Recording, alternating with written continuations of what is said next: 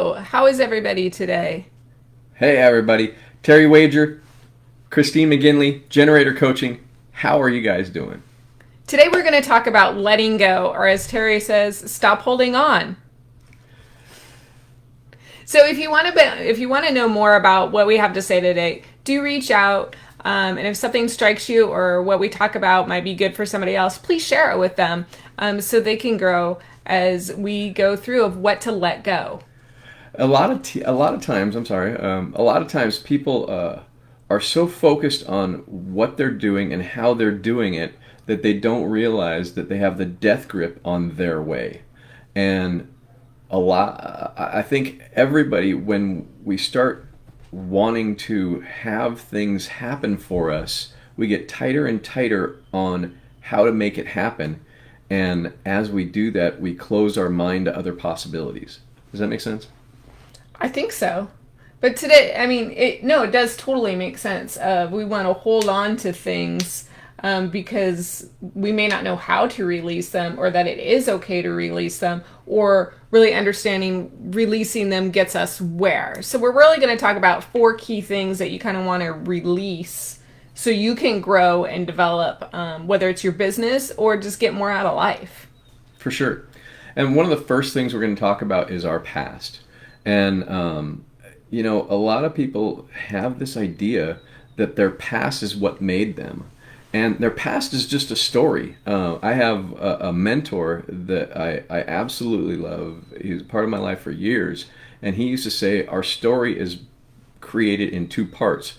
1, what happened when we were young. And 2, what we thought happened when we were young. And we hold on so tight to this thought that happened that we actually create a past that didn't necessarily exist. It's just what we thought. And so we end up holding on to our failures. We end up holding on to the meaning that we created behind those things. And the reality is we just made it all up. We made the whole thing up. Or we remember the way we want to remember it. Exactly. Is kind of what you're saying, right? Yeah. Yeah. And the process of actually letting go of that is unlearning all of those things that we told ourselves and created this idea that this is the way it is. Because it's the way it was, that we remember it, but it doesn't even mean that it happened that way. And it's really weird when we start to look back at different situations that we think happened to us, and especially talking to other people, they have a totally different story. That's what was coming to my mind when we get together with your family. Right. And there's, 6 kids, and they all have a little different spin on the memory.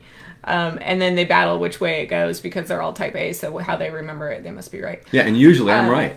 And it's just the amount of time people spend and the energy that they spend on remembering the past, whether it is the failures. We talk about it, and you hear entrepreneurs say it all the time, fail and fail often, because you're just going to learn from having those experiences rather than, oh, I wonder how it might go. But keeping a hold, and we're going to bring this up again, keeping a hold of the past, does that really serve your energy and your time and your thoughts? So because we like to keep these kind of tight so people are following along, let's go to number 2. So 1 is let go of the past. Number 2 is let go of those mundane tasks. Yeah, and the things that you don't really enjoy doing, that you don't really need to do. And a lot of people get this feeling of importance out of doing everything. And it's, we are feeding a part of us by telling ourselves that story that we're doing it all, we're working, we're grinding away, we're getting it done, but really we're using our time poorly. I keep finding, as I read articles, because we're always learning, like bootstrapping. I'm bootstrapping, meaning like I've got to do all the pieces of the puzzle, and does that really serve you? Or are you doing other tasks rather than what's really going to move you and your business forward? Yeah. It's funny, the bootstrapping idea that I think about is somebody finding many different ways to do something that they could actually pay somebody who's an expert to just do it the right way. And so it's It's ridiculous because I'm going to get this and that and this, bootstrap it, put it all together and make it work. And I spent so much time trying to figure out how to make it work when I could have paid another person a nominal amount of money to do the same thing in a quarter of the time and have better results. Yeah, I mean, and we're talking business and life. So, I mean, business, we might hire, we're making a logo. That's not our space. Hire someone that can make it and work with them to get it to what you really want, because you have some kind of idea. So have them fine tune it. Have your assistant jumpstart something so you can add to it and modify it, because so much of the time it's hard just to push out that initial thing. But like in our lives, what can we delegate? We got sometimes we have a housekeeper. We have someone that does our lawn maintenance. We're looking to hire a pool guy. Like, so we can free up our time and do what we're great at, is growing businesses and things like that. So, get rid of those mundane tasks to free up your time. Or one that we do all the time is we make a big pot of something at the beginning of the week so we can just eat off of it during the week. And that just serves us really well. It saves time. It's good food. It's not just a big pot of something. It's usually good chili or taco meat or pulled pork or something like that. Something nice protein, and it sustains us for carb. 4 or 5 days. And so we do that task. But one, I like doing it. It's not mundane to me. It's very quick. But the other is when the things that it's intentional, so that we don't have too much time spent doing those things. The other tasks that we're really talking about is the tasks that you can really give someone else and actually employ them and give them a way to make money that you don't have to do. Taking care of your I think the materials delegating like in for business, sure. Yeah. I think we should just do as its own one this week. We can do that for sure. Yeah, let's do that. So mundane tasks, free up your time to do the things that you enjoy and have somebody else do the rest. Or that goes right into number 3. How about that? I forget that I prepare like this. So activities that don't enrich your life, ditch them. We kind of just covered that. But really identifying, why are you doing that? Is it because somebody else said to do it, or because that's the way your friends and family did it? I mean, why are you doing what you're doing? Whether you're, driving to a job that's across town, can you ask them to work remotely? Or is that just something that you've been holding back? Right. One of the things that I think about is it a task that you keep telling yourself that you got to do, but you really don't like doing it? And what? I have those. I do too. And it's like, I find myself saying, I didn't get into business for this. If that phrase comes across, I didn't get into business for this, or if I didn't get into whatever I'm doing for this outcome, then it's either a task that I'm not wanting to do, that I shouldn't be doing, that I should delegate, or it's a task that really isn't within what I wanted to do in my job anyway. And when I was in my psychology practice, I didn't get into psychology to sit and listen to depressed people who didn't want to change. And that's nothing against the depressed people who weren't changing. It's just not my group of people. And so I had to change my avatar. I had to change the group of people who I wanted to be in front of, because it wasn't feeding me anymore. And so if it's not feeding you, let it go. Yeah, not just feeding you, like paying you so you can buy food, but like enriching your own life. You pick a career that enriches your life. You don't need to be passionate about it. You make money to do what you're passionate about for the most part. But we like transforming people's lives through business. Because then they can go do what they want to do in their lives. And we're getting to a point that we can kind of pick who we work with, which is awesome. So it is those people that are saying, yes, I'm raising my hand because I want to do what it takes to change my life. I am coachable, and all of those types of things that are moving there forward. And we enjoy that. We enjoy coming to Facebook Lives, so you guys can really learn and have these reflective moments of what are you holding on to that you can let go of, and just feel lighter that it's out there. And we enjoy the idea of sharing our thoughts and sharing our journey and sharing what we do and what we've done as we learn what we're doing and become even better at providing for other people. I think about the idea that, I was talking about the idea of my perfect client, and not wanting to work with that type of people, but also different businesses, or if you want to, if you feel like you're stuck in a relationship that isn't working for you, whether it's a partner relationship or if it's just friends, if it's not enriching your life, you can let it go.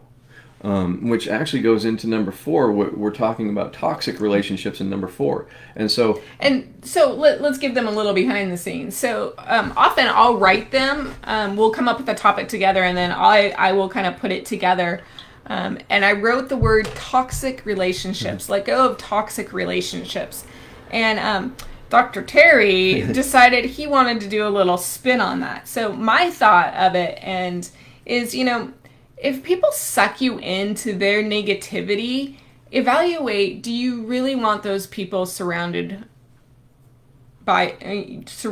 you to bring your energy down, or do you want people that will bring your energy up? And we have 2 guests coming on this week, Thursday and Friday, and they're both really awesome people that do bring energy into our lives. So we like to bring them on, and some of our Julie favorites, would say play, and Walter would say coaching and mastermind, and just both high energy people that have been really influential in our lives because we all know that the 5 people that we surround ourselves by are the 5 people that we become.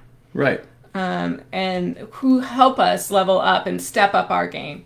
And what I was talking about with the toxic relationships, where she says I'm going to put a little spin on it, is if I'm surrounded by toxic relationships, it's not their fault, and I don't think they're necessarily toxic. What's really going on for me, and I had a lot of toxic relationships younger in my life, and I found out that I was the problem, and I was pulling in people who would focus on the dominated world of being victim of whatever's going on. And I was perfectly comfortable being a victim of their victim. And so it was not calling them on they can make a change and not allowing myself to step into the changes I can make. And so we all just sat in our shit. And the reality is, when there's toxicity going on, we're blaming the stuff instead of taking responsibility for making changes, or in fact saying, hey, you got a problem, let's work out how to change it, instead of blaming the problem or blaming the other people around. It's really about taking personal responsibility to make a change that you don't like. And that's one of the things that I was talking about earlier with the mundane tasks, or the ones that aren't giving you the enrichment in your life. It's, okay, I don't like this. Why am I staying in it? And what steps can I do to move forward out of it? So you're saying that there's like 3 options, basically. Is this what I'm hearing? Like, you can maybe stay in it and allow yourself to be dominated. Yeah. Or you can say, hey, I love you. Can we work through this? Or you just shut the door and ghost them. Right. Is that kind right? of... Right. And the reality is the staying in it and commiserating is really not beneficial for anyone. And the cutting people out of your life, I really don't find that beneficial either, because then we're not helping people to grow. But what is beneficial is saying, hey, there's another way, and you can sit in your shit if you want to. You can complain or if you want to, but there's a different way to do it, and I would love to invite you to come with me and do it that way. And the reality is when we start living that kind of life, we start to level up in the people, and we actually bring other people with us to level up with us, because it's really just a dominated pattern that's very familiar for a lot of us, because we grow up from young people as not being able to take care of ourselves, and then if we didn't learn the skills, we continue to grow up that way without being able to take care of ourselves, but we can comment on how bad it is. So when we start making the changes and take that personal responsibility to change our situation, letting go of the past, letting go of the things you don't like, and moving towards things that are enriching, we start to remove ourselves from the toxic relationships, and the number one toxic relationship is with our own head. Oh my God, that's so good. And that's I didn't know he was going to go into that in my. I didn't either. But I really love it. I'm like, oh my god, this could be a topic in itself too. Mm-hmm. But just looking at our notes, let go of the past. Let go of those mundane tasks and those activities that aren't enriching our lives and business, and letting go of the toxicity in ourselves. Our number one relationship that we don't let go of is ourselves. Right. Typically. And I mean, those are all things that I know we did for our clients yesterday. We do it for them every day. And we do it for ourselves. Is letting go and learning how to delegate. So we're going to bring you how to delegate tomorrow, and we'd really love your call to action today is tell us what you want to hear about. For sure. Because we're doing these for you. Mm-hmm. For you. We want to know what's going to help you move out of that mundane or less enriching thing into a more enriching place. So go ahead, post in the comments, let us know, email us, however you want. And if nothing else, you're not sure what to do, reach out, give us a call. Go to Go to Generator Coaching and consult. Go to generatorcoaching.com. I got to get this right. And then we have on there, Let's Talk. So reach out, hit that little button, and it will connect you with us, and we will talk about where we can help you. We'd love to hear from you, and we'd love to help you. And by the way, just a side note, in just a little bit, I think 2 o'clock Eastern, 11 o'clock Pacific, I'm going to be on a show with my good friend Aaron Yoon, and we're going to be talking about finance and emotional resilience in finance. And I think it's airing today, but I'm not positive. But look for me. And, I don't know. That guy changes up every once in a while. And so I love the guy. It's going to be an awesome conversation. And that is in about 40 minutes. And so look for us there and reach out. Surprise! Have a great day. Bye-bye.